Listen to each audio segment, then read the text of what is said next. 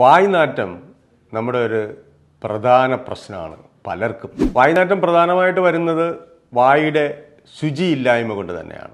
വായുടെ ശുചിയില്ലായ്മ എന്ന് പറയുമ്പോൾ നമ്മൾ എല്ലാ പേരും പല്ല് തേക്കുന്നവരാണ്, ബ്രഷ് ഉപയോഗിക്കുന്നുണ്ട്. പക്ഷേ ബ്രഷിന് എത്തിപ്പെടാൻ പറ്റാത്ത സ്ഥലമുണ്ട്, രണ്ട് പല്ലുകളുടെ ഇടം.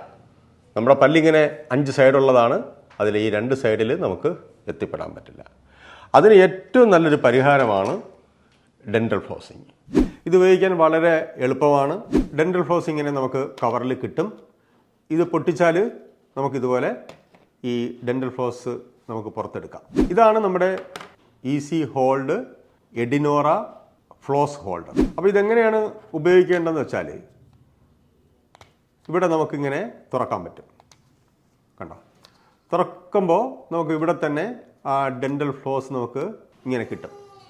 ഓക്കെ, ഇതിൽ നിന്ന് നമ്മൾ ഏകദേശം ഇത്രയും ഒരു നീളം നമ്മൾ കട്ട് ചെയ്തെടുക്കുക. ആ കട്ട് ചെയ്യാനായിട്ടുള്ള സംവിധാനം നമുക്കിവിടെ തന്നെ ഉണ്ട്. നമുക്കിങ്ങനെ കട്ട് ചെയ്തെടുക്കാം. കട്ട് ചെയ്തെടുത്ത് കഴിഞ്ഞാൽ ഈ ചെറിയ നോബിൻ്റെ അടുത്ത് ഇതിനെ വെക്കുന്നു, 2 ചുറ്റ് ഇതിനകത്തിടുന്നു.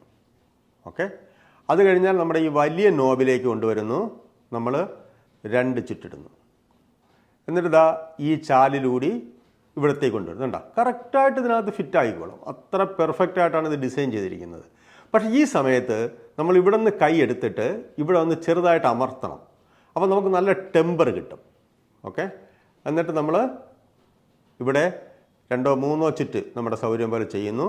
നമ്മൾ തിരിച്ച് ഈ ചെറിയ നോബിൽ കൊണ്ടുവന്ന് 2 3 ചുറ്റൂടെ ഇടുന്നു.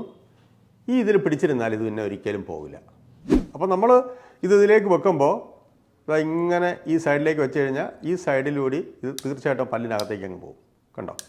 എന്നിട്ട് നമ്മൾ ഈ താഴോട്ടും മേലോട്ടും ക്ലീൻ ചെയ്യുന്നു, ഇങ്ങനെയും കൂടെ ക്ലീൻ ചെയ്യുന്നു. ഒരിക്കലും വലിയ ബലപ്രയോഗത്തിൻ്റെ ഒന്നും ആവശ്യമില്ല.